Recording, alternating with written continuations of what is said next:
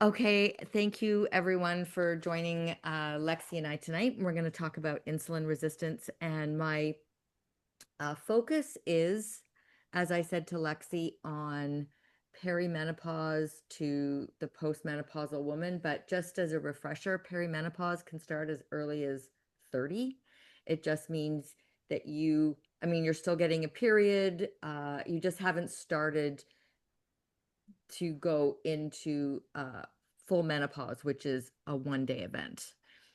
But insulin resistance also affects younger women and perimenopausal women with PCOS. So you do not even have to have the typical PCOS body, which is storing a lot of body fat in your middle section. You can actually be quite lean and still have PCOS, but you are still more susceptible to insulin resistance. So if you're somebody that, as we've always said, oh, like, but I'm really skinny, I don't ever worry about that because I never gain weight. But you have PCOS or other metabolic issues, then you should pay attention to what we're going to talk about with lifestyle changes. And they're not drastic, but just to be aware, especially if you're younger and you're even thinking about having a pregnancy, because your risk of gestational diabetes does increase. So I'm going to bring up my. And while Deb is sharing that, it's important to know that insulin doesn't just impact glucose. Insulin is a messenger for so many things within the body. It talks about, or it tells people, or the cells in our body, how to manage glucose, lactase, ketones, other hormones. Essentially, insulin is the thing that tells cells to grow and to expand and use different things that are in the bloodstream for that. As Deb mentioned, you can be skinny fat and have insulin resistance. You can also be obese and not have insulin resistance. So this isn't something that you can look at someone and be like, oh, you have this. It is very, very individual. Lifestyle plays a large role, genetics plays a large role, and managing your insulin sensitivity. So we have insulin resistance, where the cells are not sensitive to it, they are resisting it. Insulin sensitivity, doing all the lifestyle things to improve that over time is going to drastically reduce your risk of chronic diseases, Alzheimer's, fatty liver, diabetes, high blood pressure, PCOS, erectile dysfunction in men. I know that doesn't apply to us, but all of that is connected to insulin resistance. Okay. So, this topic is really important because, as Lexi said, it is the precursor to more serious illnesses.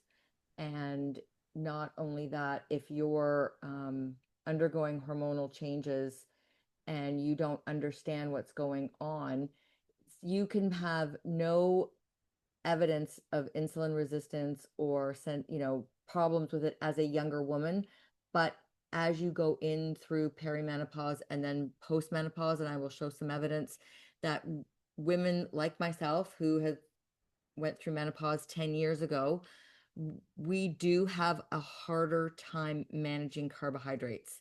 Carbohydrates really are, even if we're extremely active, we do not use them as well, even with a lot of muscle.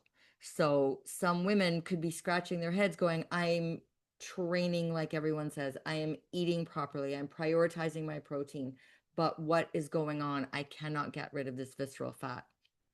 So um, I have some suggestions and reasons why this happens. And I put together a little chart here.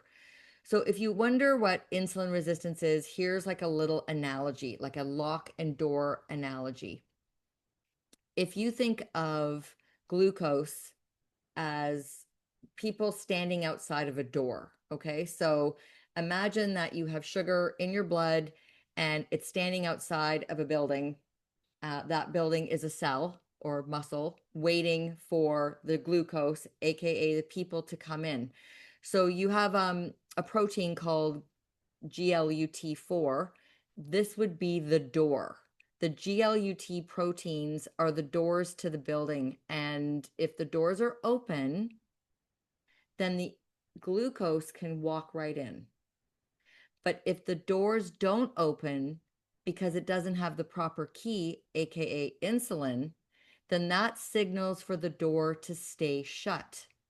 Many people will be pumping out insulin. Their liver is pumping it, recycling it. The pancreas is working overtime, but because the body doesn't hear it, doesn't listen to it, cannot hear that knocking at the door,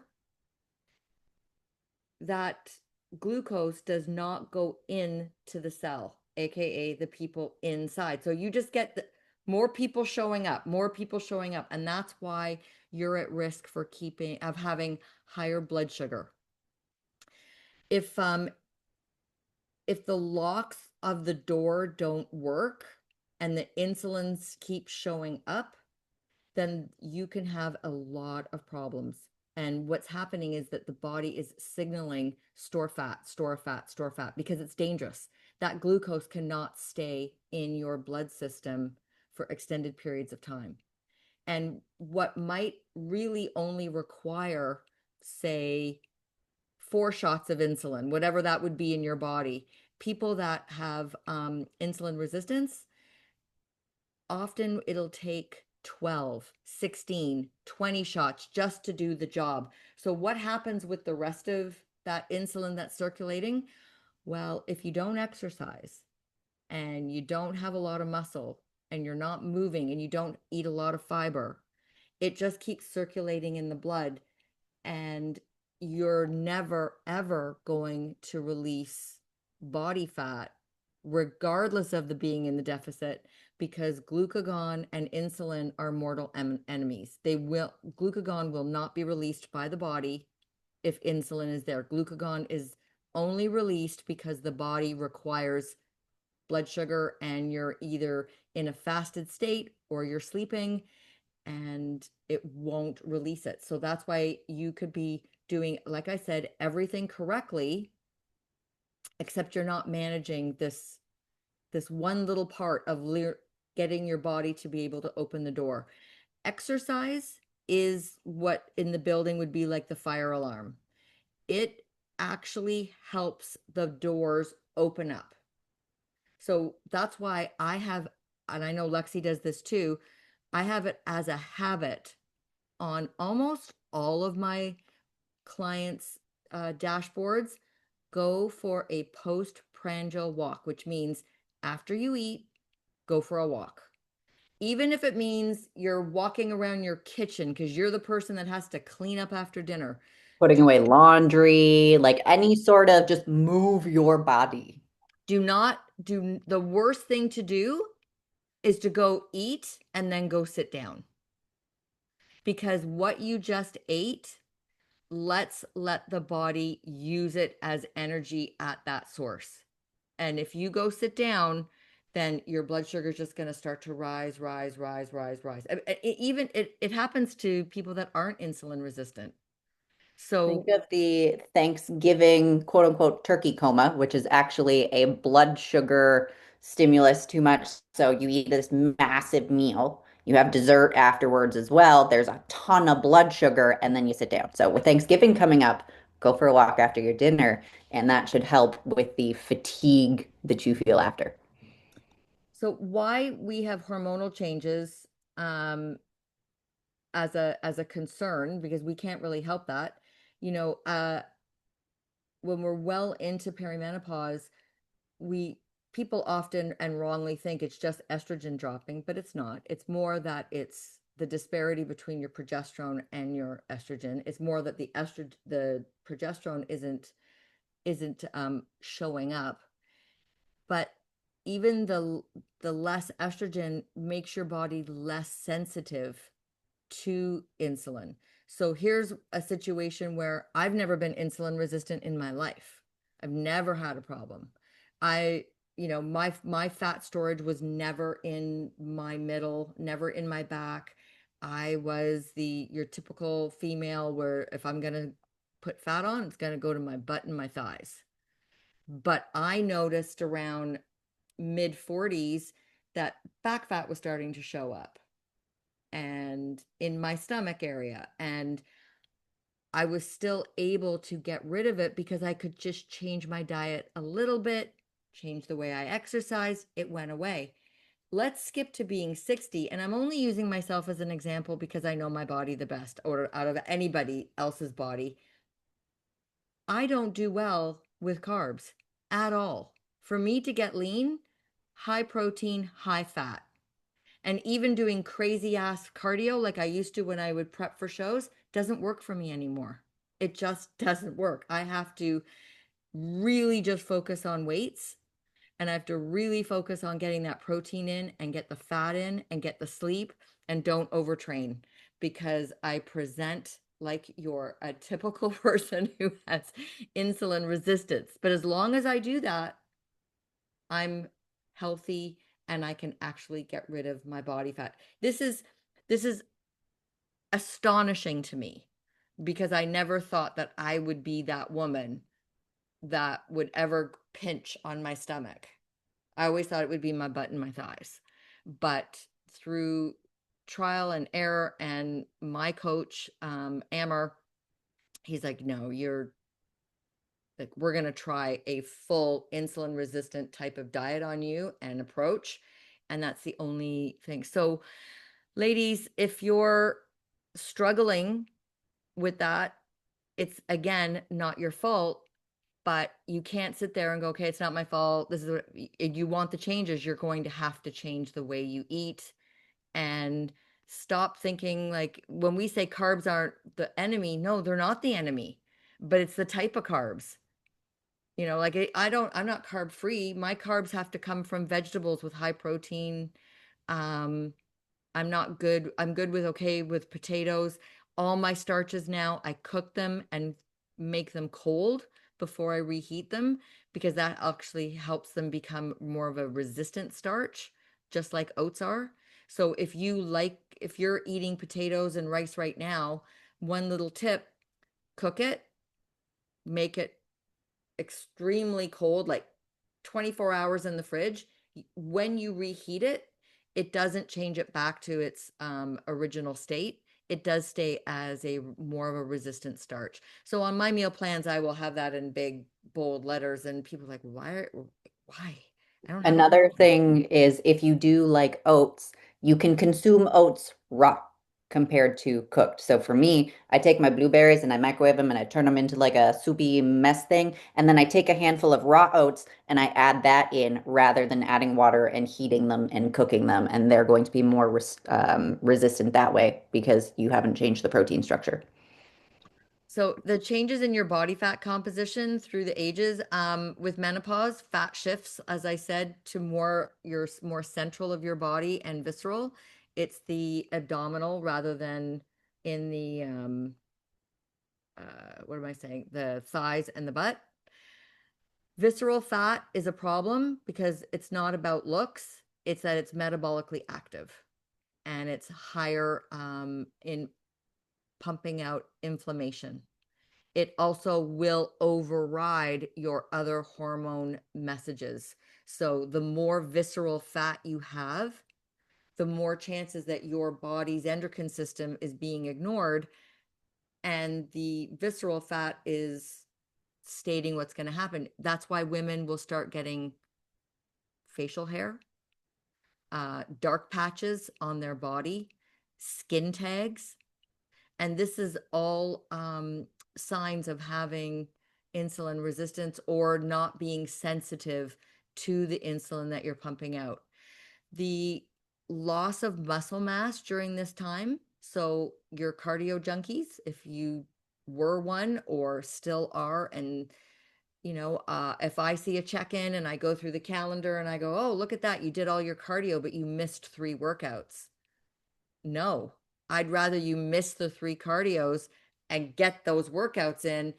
You might not get that same pumpy feeling and that high, but it's the muscle. Your muscle is the engine that's going to soak up all that glucose. And if you're having starchy carbs, especially first thing in the morning or after a workout, it's going to be more sensitive and be used rather than if you do cardio and then have starchy carbs. It's like bugger all. It's not going to do anything for you.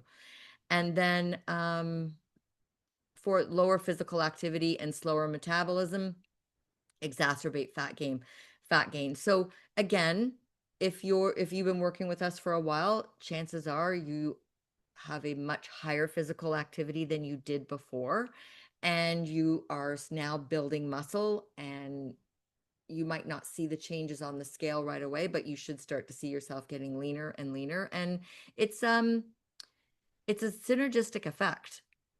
As you're building muscle and getting tighter and leaner, your body is just being more efficient with what you're eating, and you're also it's listening to the signals, the hormone signals that it's sending out.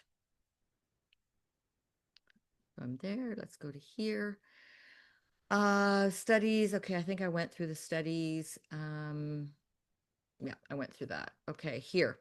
So before menopause, um, most women, unless they again they have a problem, do have lower insulin resistance, which means they listen to it, their bodies listen to it, it reacts properly. But because estrogen is supporting the insulin sensitivity, and again, the fat distribution is more hips and thighs.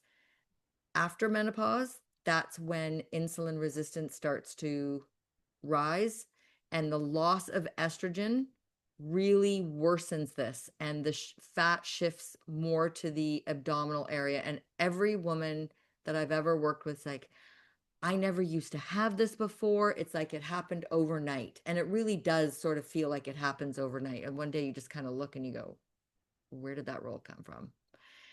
Hormone therapy, it helps to reduce central fat. It also, if it's just estrogen or estrogen and progesterone, they both work for that. And it not only has protective mechanisms with your bones and with your heart health and your brain health, but also it improves insulin sensitivity. But I do want to point out that hormone therapy is not for everyone. So if you already know that you're not a candidate for it, then you do have to really look at lifestyle. But if you are a candidate for hormone therapy, then it's not just about how you look and you don't want to carry around body fat. There are a lot of protective mechanisms. In fact, it reduces all-cause mortality by quite a bit. So when you have insulin resistance, you this is often why women feel the vasomotor symptoms more pronounced during perimenopause, and then even postmenopause women will still get night sweats, they'll still get hot flashes, the dark patches on your skin. Often you'll see it on the back of the neck or on the shins and calves. So if you've ever seen somebody with legs that they start to get like, it's almost like it's tanned patches, but they are actual patches, that is showing up as insulin resistance. It changes your gut biome. Lexi would know about that more than me, but which then can contribute to fatigue and brain fog and your sugar cravings. You have elevated triglycerides. Your good cholesterol will come out as low, even if you're an exerciser, and elevated blood pressure. So metabolic problems, diseases are never just one. So if you have insulin resistance, chances are you're well on the path to having either developing type 2 diabetes, high blood pressure, high cholesterol, um, or all of the above. Did you want to say something about gut biome? So part of this is as well the inflammation in your body. So when you are eating things that you negatively react to and that increases your inflammation, anytime that there is an immune response present, that is going to make your body more insulin resistant. This can also be a temporary short thing. Like if I went out for dinner last night and I had all the gluten and dairy, I would be insulin resistant today.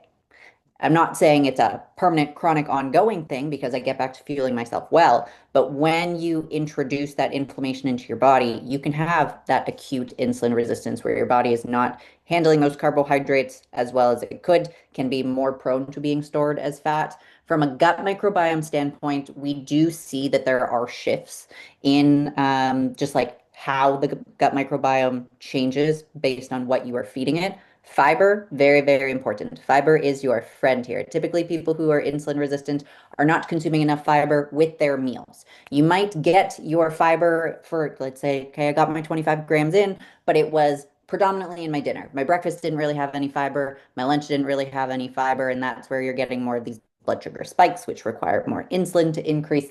So just keep in mind that your food choices throughout the day matter, and not just, okay, am I getting my fiber in, but is this causing inflammation in my body or not?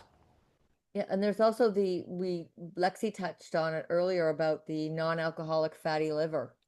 And that actually can be reversed. I'm working with a client. I've been working with her since January, and she's young, like early 40s, fit, and she sent me a message the other day and said, "Great news. All of my blood work came back perfectly. I no longer have fatty liver." And we did, we started off with a very low carb diet, but very high protein, high healthy fat.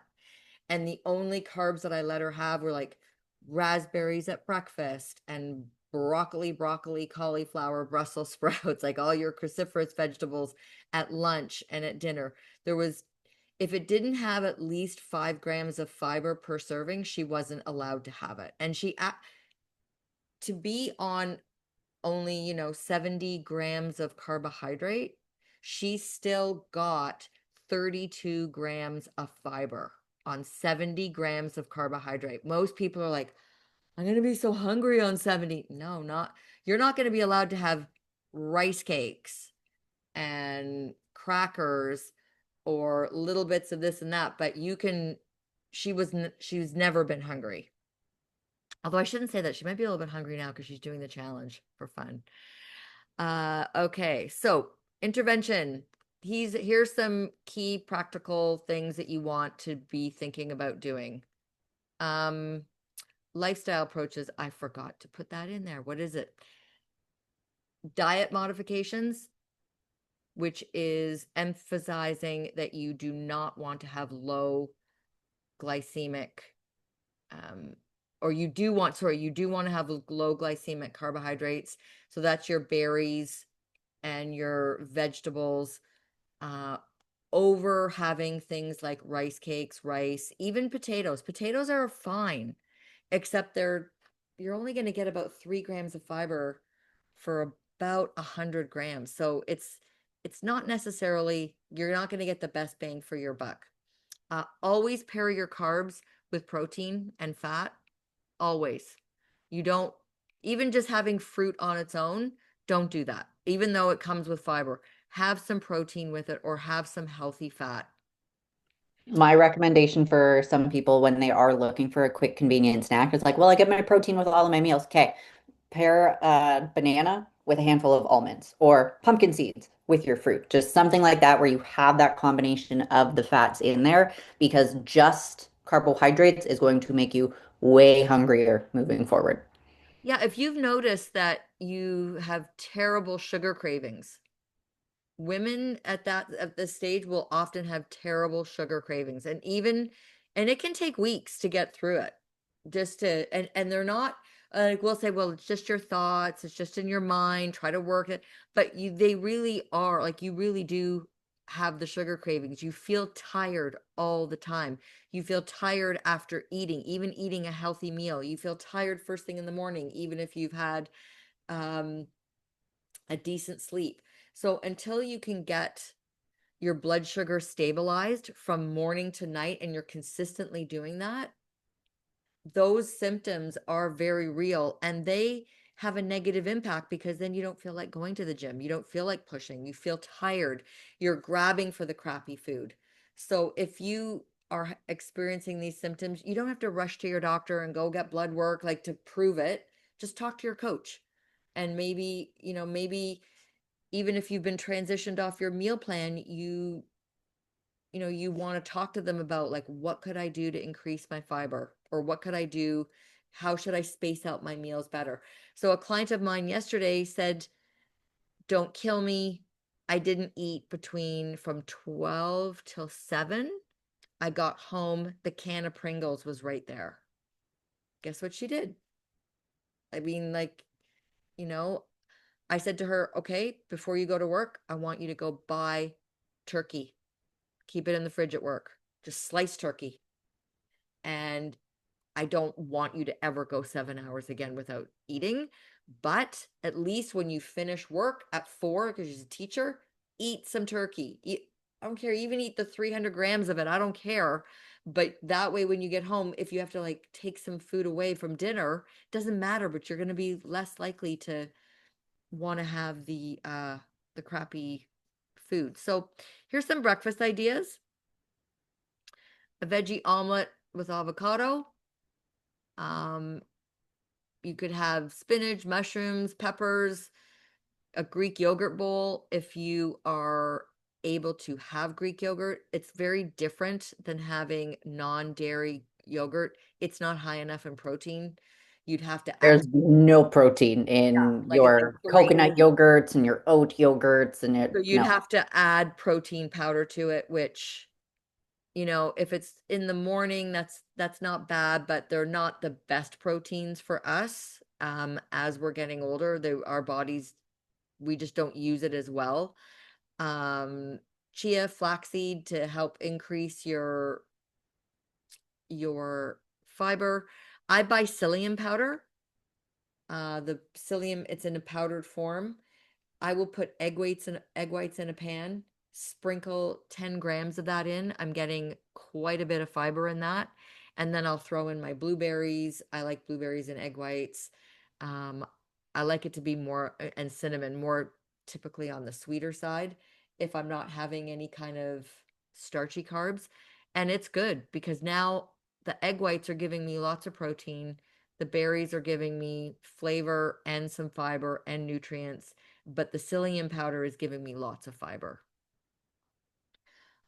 Lunch ideas, just things like, again, your grilled chicken salads, turkey lettuce wraps, quinoa, and a salmon bowl. Quinoa is better over, say, rice, only because it's not going to create that big spike, because it does have a little more protein in it than the rice does. And then dinner. As you can see, it's higher on the protein side, and the carbs that we're suggesting are more coming from vegetables and fruits. You can do beans, but black beans are a little better over like, say, even just chickpeas, or because they're not as high in carbs. And then tofu if you're vegan or vegetarian. And then snacks. Everybody always wants to know snack. I'm the worst at snacks. When people say, "What could I have for a snack?" And I'm thinking, like, just 1/3 of your meal. One chicken breast. Yeah, like I'm the worst. Well, what did your mom pack you for a snack? Oh, my mom packed me a drumstick. Like I was never a snack mom. Like, so I do apologize if these are like, oh wow, those are exciting, Deborah. To me, a snack is just something to tide me over until my next meal if I need it. I Yep. really am not. I mean, I'm really not a 7 meal person. I'm a 3 meal person and maybe one snack.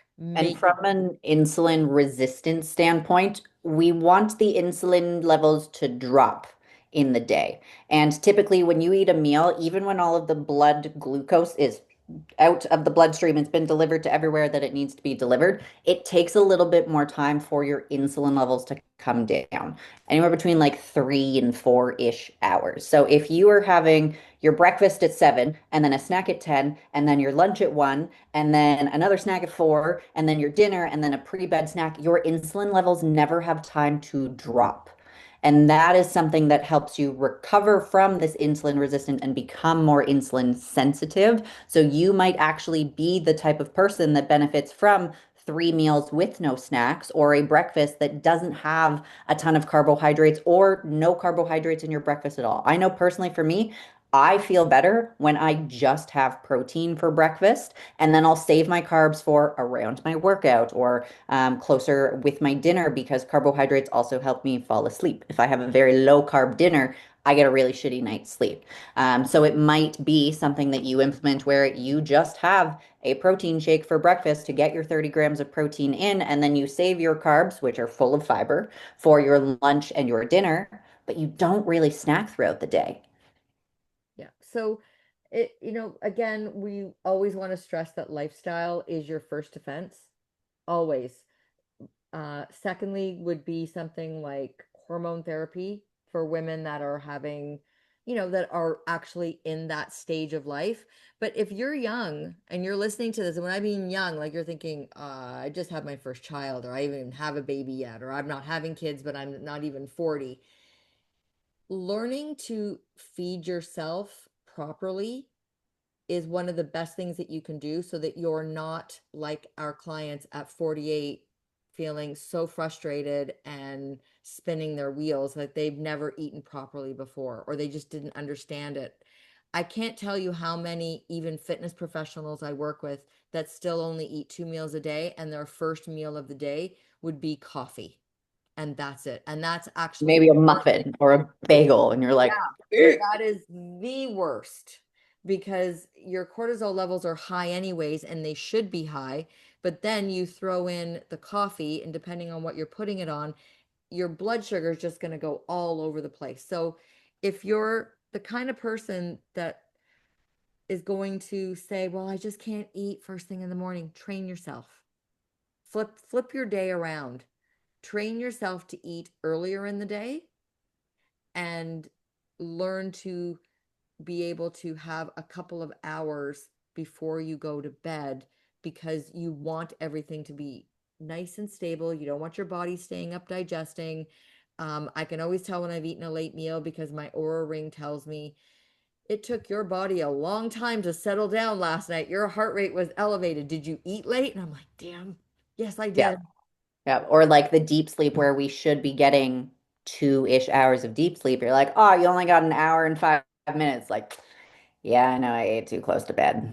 And that will happen too if you eat something very carby before bed because your blood sugar is going to go. Like somebody said to me that, oh, I just decided to have some cereal because I thought maybe the carbs would make me tired. Well, that's fine when you're a little kid, but when you're older, it works actually against you. You'd be better off just having a couple pieces of turkey or a hard-boiled egg and saying, okay, at least I'm not starving anymore and go to bed. If you're waking up at 2, 3 in the morning, and it's not even just to go pee, which some of us have to do that, it it can be tied back to blood sugar issues and mismanaged blood sugar. So there's, lots of things that can cause it, but again, lifestyle change is the most important, and it's your first defense. And if you're here with Lady the F Up, you are on the right track there. But remember, we as coaches are here to support you for any questions or struggles that you are having when it comes to meal planning or on the go snacks, like the dried edamame, which was on Deb's little snack list there, the go beans, the clean beans, whatever it is, those are an incredible snack if you need to snack because it's not high in carbohydrates. There's a little bit of fat in there because they are dry and roasted. There is fiber in there and there is protein. So that is going to be something that doesn't cause the spike and the crash. You get a nice sustained bout of energy that ties you over until your meal. And then there's also supplements that can help support you as well. So you could talk to your coach about it. I have my PCOS people and insulin resistance people looking at taking inositol, which actually really helps with blood sugar management. And I always put it out there. This is just a suggestion. It is not that you have to do it, you know. And magnesium. Magnesium is very, very important. So if you're skipping any of your supplements, which you shouldn't, because we don't really push a lot, like we push the main ones, like your D3, magnesium, um, omega 3, a probiotic, if you can tolerate it. What else am I missing anything, Lexi? That's No. about it. Sometimes creatine for people. Yeah, and creatine. Yeah. Actually, creatine now is leaving the bodybuilding world and it's become a mainstream supplement for brain health to the point that my elderly parents, Deb, should Jake and I, it's my stepdad, he's like 85, should should Jake and I be taking creatine daily? And I go, yes. My mother who doesn't lift weights because God forbid you would ever lift a weight. I go, yes, just take it. 5 grams a day. You don't have to do a loading phase or anything because I don't know where she's getting her information from. Yep. And if it's in gummy form, because that's all they'll take instead of a white powder, I guess it's better than nothing, but just the She'll plain take, pure. yeah, she would never take a gummy for because oh my God, that might be a little bit of extra sugar for her. And my mother's from the era of restriction. Mm. Just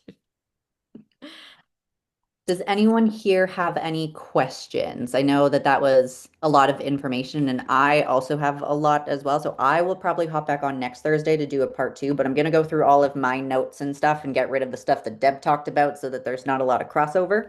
But if you guys have any questions now or want a little bit more depth for next week, let us know. Otherwise, I'll do. I don't know if Deb's available or not. She's always super busy, but I'll do a part two next Thursday, talking a little bit more just about like insulin and what that is because it's so much more than blood sugar. Cool. All right. No questions? I think we're good. Well, thank you, ladies, for joining us. It's wonderful to see this many people in the room. Enjoy your Thursday. And if you're watching the replay, thanks for making it to the end. bye.